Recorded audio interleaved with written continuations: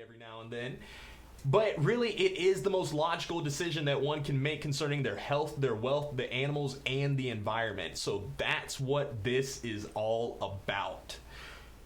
I have a segment that we want to do called Today's Vital Vegan, and we're going to start doing that next week.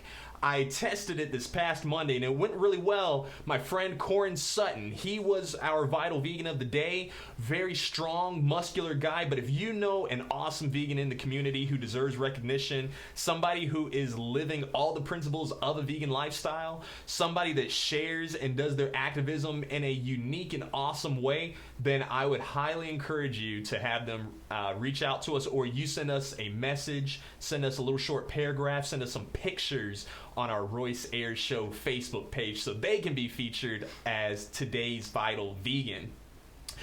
One thing that the Vital Vegan should always have is something that I talk about every single day on this show, is just to be passionate about being passionate. Because if you have passion, you can never fail. Yes, there's always going to be bumps along the road, and sometimes it feels like you're just going to want to throw in the towel and give up. But if I threw in the towel and gave up every time I wanted to, I would have probably been stuck on maybe episode 2 of this show. So today we're on episode 48. Just keep on going. Yes, it gets a little bit difficult, but you're awesome and you're going to be a really cool person whenever you grow up. Or whenever I grow up, one or the other. This is an interactive vegan talk show, so if you have any comments, questions, concerns, please. I have my cute little handy-dandy tablet here with me. I can address those at any time. Speaking of someone who has passion, speaking of somebody who's got that fire going on inside, somebody that I look up to, I brought him on the show today. I want to introduce you all to my friend, Mr. Mike Leaming. How's it going, my brother? What's up, Royce? How are you? I am doing excellent, man. How are you? I'm good. Very good. You are good. It sounds like we got quite a bit of people here with us right now.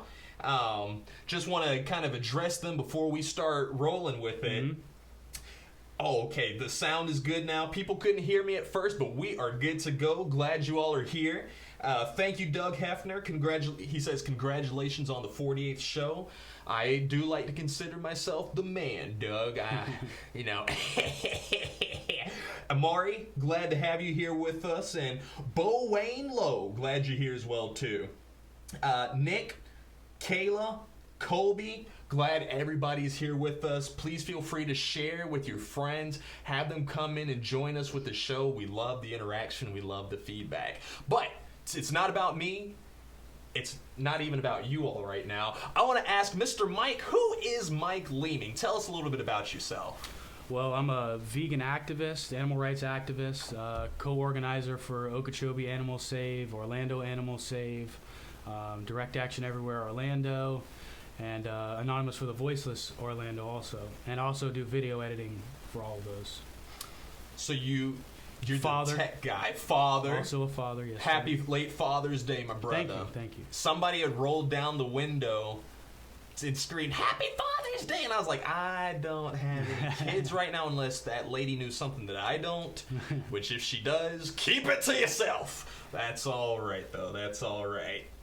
So, before we get into the conversation of the day, I got some little trivia questions that I want to ask you. A fun little game to kind of lighten the mood, get things nice. You all feel free to play along as well. I have 2 trivia questions for Mr. Mike Leaming, and they're all animal-based, of course. Go figure.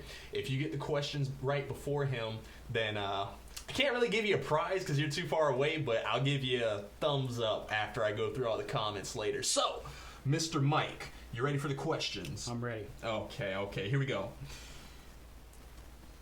Whenever your son was on the show last week, this is not the question, by the way, this is just me explaining something. Whenever your son was on the show last week, he had multiple choice.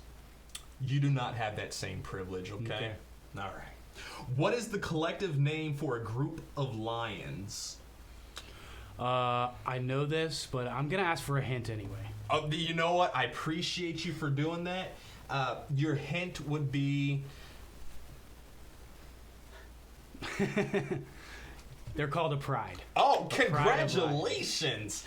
You win one of our NOOR 17 stickers, my good man. Awesome. And then your final last question. Name one of the mammals. There are 2 in the world that lay eggs. 2 mammals that lay eggs. All you have to do is just give me one correct answer. Let me get a hint. I can give you a hint. Have you ever watched Phineas and Ferb on the Disney Channel? I have. Okay, that may have been too good of a hint. Crap. That's all I'm going to say then. Is it a platypus?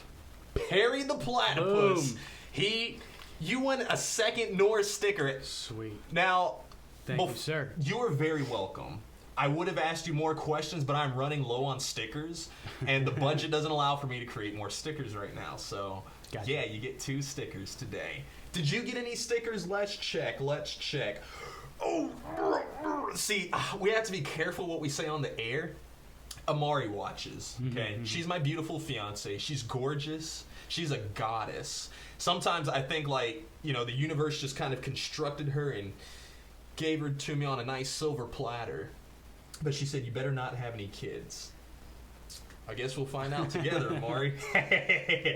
Bo Wayne Lowe says, if you cared about helping fish, animals, why not do something about Lake Okeechobee? Water dumps, killing all the fish, etc. We'll get right to that, Mr. Bo. Appreciate you for joining in with us. It's awesome having people from different perspectives with us. That's what this show is all about. So, before we get rolling, we have something called the $17 challenge. You feel me? Feel ya. You pick up what I'm putting down. I am. Something like that. Sorta, yeah. The $17 challenge is I like to meow like a cat, okay? Whenever I'm doing shows, whenever I'm emceeing anything. So I've asked Mr. Mike Leaming to meow like a cat at least once throughout this broadcast, 3 minutes after me explaining these rules to you all. So right now the time is 2:08. We are going to say about from 2:11 to 2:30, you got to meow at least once to avoid paying me $17. Got it. If you do win the challenge, then I'll give you another NOOR 17 sticker. Another sticker? Yeah, let's All right, do it. Let's do it. So, Mike, I got a question for you. Are you vegan yet? I'm vegan. Are you vegan? I am vegan, but are you all vegan? Answer in the comments, please. I'm always curious to know who is joined in with us today. So, Mike, tell us about how your vegan journey started. So first, I grew up in an area where the word vegan was, it was a taboo word. I never even heard it. Curse word. Until, I was probably 25 years old. And then even though when I first heard the word, I was like, nah, nobody's vegan. Nobody can't live without, eating animals. We've done this our whole lives, And then I was always pretty big into being an environmentalist, or recycling and doing all these, not wasting water and stuff like this. So I found a documentary called Cowspiracy. And I watched that, and I was like, wow, what am I doing, to the earth just by consuming animals and their byproducts? So after I watched that, I went to my wife, who wasn't vegan at the time, but was vegetarian as a kid, so she knew the ethical part of it. And then she told me, she was like, well, if you're worried about stuff like that, why don't you look at it from the animal's perspective? And once I put myself in the perspective of an animal inside of a slaughterhouse or a factory farm, no one wants that to happen to them. Regardless of what species you are, they all suffer. They all have the same ability to suffer. So that's the reason that I stopped consuming animal products. I'm glad that you were able to align your morals with your actions. Yeah. You said that, I don't want this being done to me. I wouldn't want this being done to anybody that I love, or even if I don't even know somebody. It's just wrong to do. You said, I'm going to stop doing it. So that's very commendable, because not everybody's on that same wavelength. Such as Mr. Bo, he says, I eat meat and will continue. That's why the man upstairs made him. Bo, I would have to strongly disagree with you. I would disagree with that too, because God and Jesus, they were all about compassion. And if you're consuming animal products and, paying for somebody to stab them in the throat or take their milk or take their eggs away, that's not being compassionate to anyone. So I would really disagree with that statement also. I would too, and I always like to reference Genesis 1:29. If you have your Bible around with you, open it up. That was what we were intended to eat originally before sin entered the world, and then it was like, all right, y'all can eat meat now. So that That is the plot twist. Yeah, a lot of people forget the Garden of Eden. You know, they didn't contribute to any animal suffering there. You know? And then after the first sin, that's when the first animal was killed. So, you know, everyone's going to get it one day. I hope. That is my sincere hope for the future. So, Mike, there is a lot of buzz going around with that vegan activist family. What is going on with that? Can you tell us a little bit about it? So about a year ago, we saved a fish, and the video went viral. I mean, millions and millions of views. A lot of people didn't like what we did, but, you know, we saved an individual that was suffering, and that's the baseline of what we did.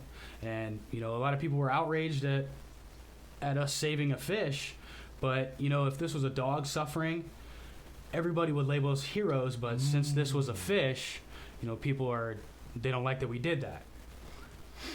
I do like how you kind of referenced that if it was the dog, then people wouldn't, you know, then they would be on your side. But since it was a fish, since we have kind of this speciesist mentality that these animals are okay to eat, but these, no, these are our pets, that's what makes it okay and not okay. I hear that we have the footage here with us today. Let's roll the clip. Let's see what is going on with this whole...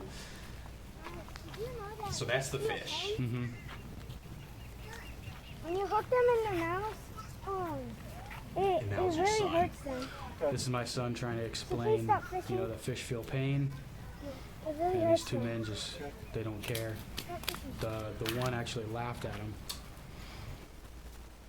Laughing at a kid. So this fish is actually, you know, he's on the hot pavement, the hot concrete right there. And if anybody in Florida has ever stepped barefoot on concrete like that with the sun shining on it, you know that it's extremely hot. You know, this fish was suffering. This fish was not in a bucket. They were just letting him just bake in the sun like that. I mean, you can see him flopping around trying to get off of the concrete. That's a little bit of it slowed down right there. And so basically we took this into our own hands and we saved this individual. You know, I would do this for any single individual that was suffering. And this is just another view. And that lady was actually stepping on the fish's head at that moment. Oh, wow. Trying to prevent you from putting the fish back into the water. Yeah, she was just, you know, prolonging his suffering even more, which isn't right. So, why... Wow. It's funny that this fish caused so much stir, you know, in your life. Can you tell us a little bit about, you know, just... you know, anything that you can tell us as far as backlash that may have come? I mean, we've received a lot of backlash, and now I'm actually facing charges for interfering with the taking of this fish, which, as you can see in the video, they weren't even in the middle of taking the fish. They were letting the fish suffer on the hot pavement, you know. So, you know, if this fish was in a bucket, you know, I would disagree with what they're doing, but I wouldn't have thrown their fish back. I wouldn't have, you know, taken that individual from them and put him in the water, you know. And first of all, they took him out of his home, you know, and I just returned him back home. So that's all it was. And now we're getting charges put on me, all kinds of backlash. You know, social media just goes crazy with how much you know, negative comments we get. I can't really go over all the comments at this moment, but there's a lot of bad ones. A lot of bad ones. I can believe it because I see that one of your friends had came and followed us into the chat. Yeah. You know, Mr. Bo. So, yeah, if that's similar to anything else that you have been getting, then like I can only imagine. Oh, I'm sure that's G-rated compared to what I've gotten. I mean, it's bad. It's bad. Just for, you know, seeing an individual suffer. And I saved that individual's life, and now I get so much backlash for this. When there's so much violence in the world, and all I did was save someone. You know what I mean? It really doesn't make sense to me. Was there any reason why there wasn't a bucket filled with water that they couldn't have put the fish in? As I know that you probably talked to them more other than, you know, just tossing it in. The video actually on YouTube is about 30 30 minutes long? No, it's about 7 minutes. Okay, 7. The whole ordeal was about maybe 10 minutes of Okay. me talking to the guy. I tried to reason with them, say that they feel pain and, this fish is suffering. And they just didn't care. They had no remorse for what was going on. They didn't care, what my son had told them.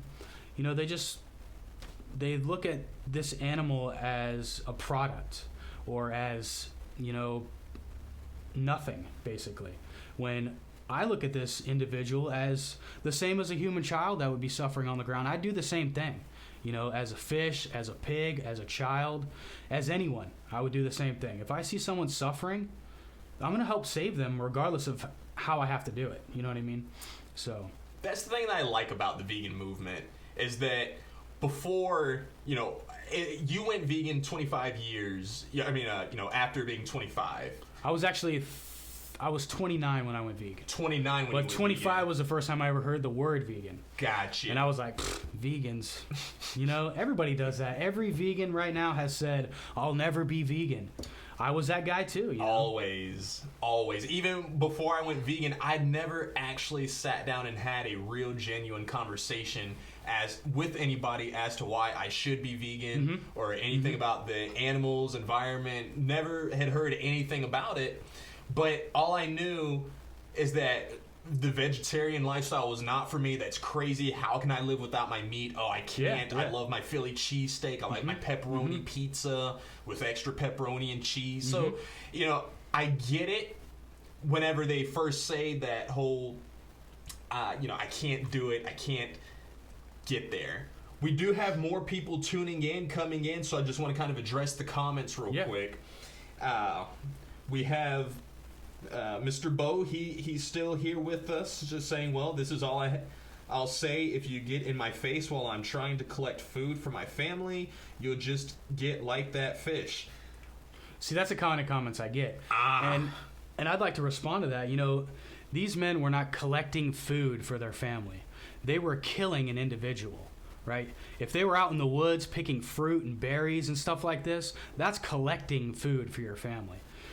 Throwing a hook into the water and hooking a fish in the mouth and bringing them on water or out of the water is the same thing as hooking a dog and dragging that dog into the water and shoving their head under the water.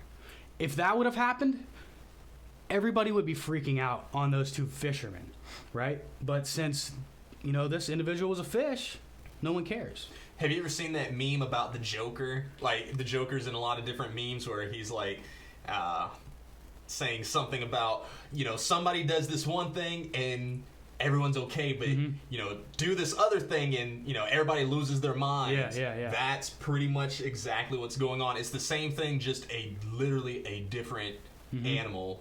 That's crazy. That is crazy. Whenever you really think about it, whenever you take off the lens that everyone has grown and accustomed to just from the standard American diet, whenever you really just look at it from a compassionate view, it's like, that's kind of crazy.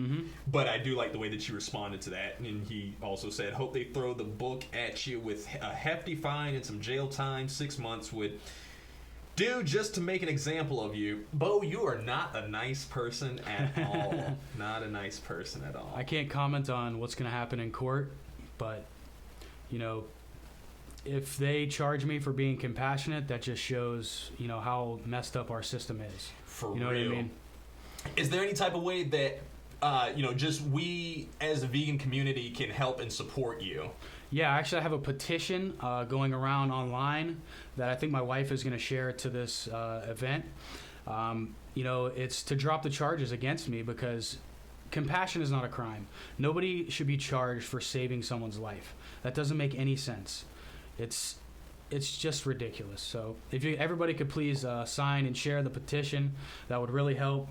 And just follow us and see what's going on with the case, and hopefully maybe we'll get the charges dropped. I am hoping so, because that is insane. It reminds me of kind of what happened to Gary Yourofsky. He did a more severe, like quote unquote severe, releasing the animals from, I think it was either the zoo or somewhere, but he just released a whole bunch of animals because they were in captivity for, they didn't commit any crimes, they just happened to get captured or born into that type of lifestyle. But he let them all go and is like, all right, dude, now you're going to jail. It's like, for being a compassionate person, literally, like, for doing the right thing. And whenever people say, well, you know, if they reference you as far as not doing the right thing, or even him for not doing the right thing, you have to remember that a lot of things that Hitler did back in Germany were legal. So you can't justify and say, well, because it's the law, that's what makes it right. The laws are not always morally right. That's right. You know, there's laws that are unjust that need to be, the boundaries need to be pushed, and we need to argue these cases in court. That's the only way that we can change these laws. You know what I mean? So, you know, bringing this to court is going to be a big deal. I'm really excited for it. It's going to make a lot of waves, and, you know, hopefully we'll get some, you know, compassionate people towards fish after this happens. So it's annoying that it's happening at this time in your life, that you're literally about to have your first fully vegan baby about to come, and that people are bombarding you with this type of information. If you know, vegans will look at things kind of from an ethical, from a what's the word I'm looking for? Empathetic standpoint, where we're putting ourselves in the other person's shoes. So if somebody was to put yourself in, you know, themselves in your shoes and see, like, you know, you have a baby that can literally come while you're on this show. You know. But then you're also dealing with these things, and just so many people reaching out to you. I do hope, it is my wish, strongest intentions. You have my full support. The moment I saw the petition go up, I was like, yes, that's something that I can do. But it didn't feel like it was enough. But I'm hoping that it does. I hope that it does make a difference. I was like number 600 something whenever it came to the signatures. I think it's almost up. I think it's just hit 1,000 signatures. So for all of those, let's keep going. You know, let's get 10,000, 100,000. Let's get everybody to sign this to show that compassion is not a crime. You know, there's activists getting arrested all over the United States for showing compassion towards animals, literally saving dying animals' lives, and they're getting prosecuted for it. And I mean, some of these activists are getting felony charges for literally saving an animal and taking them to the vet. You know, this system is wrong for, you know, charging people for these crimes. We should, you know, be charging the real criminals, and that's the people who are putting these animals in these positions to suffer like this. You know, if somebody was to put a dog in a hot car, right, which is basically the same thing as what happened to this fish. He was on the hot concrete. I have the legal right to save that dog's life. But since this was a fish, once again, nobody cares, you know? I hope you get a fair judge, because as long as you do, I think you're going to be just fine. Yeah. Seriously. I don't know if you're losing sleep over it or anything, or if it's stressing you out, but don't let it stress you out. You should, honestly, like, low-key, you should feel so honored that this is just, that you are the catalyst for this movement. You are literally one of those game changers that's going to help save lives across the board, just throughout the rest of time. So that's exciting. And, you know, a lot of people, you know, they only comment on what they've seen with this one video. You know, but we've been doing activism for a year and a half now, and we have many approaches for many different people. You know what I mean? I saw an individual suffering, and that's what happened. You know, nobody can pass judgment on me for what I did in that moment, because you weren't in that moment. You didn't have the emotions that I had. You didn't have the feelings that I had. You didn't have these two grown men, you know, like I had, you know. And people were, like, one person was saying that I was bullying these two grown men. I'm like, if I and my 10-year-old son can bully two grown men, I mean, come on, dude. Come on. That doesn't make any sense. So it just, you know, there's a lot at play here that really needs to bring awareness. And, you know, and another big thing that people can do is, you know, spread awareness about veganism, and, you know, spread that compassionate message that everybody needs to have. You know, when I first heard it, I was, you know, disconnected from it. I didn't want to hear it. And then after, you know, doing my own research and actually looking into, you know, animals suffering and how these products are produced, it's not something that anyone wants to participate in. You know what I mean? Anyone should not participate in those things, especially if you have the right to vote as an American citizen and you want to help make the economy run forward and be, you know, just a great system. Mm-hmm. You want to make it as fair for everybody. One of the easiest ways is changing what you eat. Yep. You know, a lot of these slaughterhouses, it's just a nasty rabbit hole. Mm-hmm. It is a nasty rabbit hole. I do want to say thank you to Miss Eustacia. Appreciate you for joining in with us, and thank you for signing the link. Thank you. You know, the petition. That means a lot. Please, please, please. Yeah, we are. I'm here with Mike Leaming today. He is vegan activist. He is an animal activist, and he needs everybody's help. Sign the petition. Let's go ahead and get these ridiculous charges. Let's just show that, hey, we support this guy. We support what he's doing. That literally vegan is the new norm. That's what I like to go with. We have Boston Fish Save. Oh no. I don't know what link you all put up there, but Boston Fish Save is part of the Save movement. Oh, okay, so okay. They should be good. They should be good. I got scared because of the name fish. I'm like, oh. And another way that anyone can help, you know, is start a Save movement group. Go to savemovement.org and you know, start a Save group in your local area. There's always slaughterhouses, there are always factory farms you can go to and bear witness to the animals suffering. Take video and take pictures and bring those images out to the public and show people what's going on. Yes. Especially these animals on transport. They don't get, you know, any food or water their whole transport. Those videos that come out are just so heartbreaking, and then people consume these animals. It's horrible. I literally never thought about that. Mm-hmm. Whenever, you know, there as far as different animals go,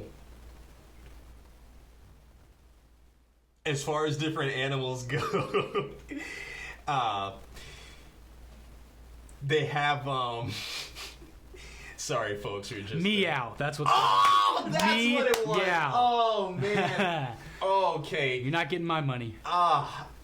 You know, his family, Mike's family, is here in the studio audience, and they were trying to hint at him to do the meow, and we were just kind of looking like, what is going on? But it looks like they saved him $17, but it cost about $500 per episode for us to put the Royce Air Show on. So if you enjoy it, if you believe in the message, if you believe in the cause, if you can help me with my form of activism, if you would consider giving to our Patreon some any kind of donations that you can do, $5, $10, $100, $1,000, even if you can donate $1 million, that would be fantastic. It'd be very, very, very helpful. Mr. Mike, I definitely appreciate you for coming on the show with us. Thank you for having me and let me tell my story. Thank you. Absolutely. And I thank you all for joining with us too. It means a lot to me that you come and join us each and every single day on the show. Make sure you come and join us tomorrow, because I have the highly anticipated retired MC, awesome guy who throws the Friday night spotlights here in Central Orlando, and he's my friend, Mr. Gary Holmes, tomorrow. You all have a great day, and Royce Ashcroft signing out.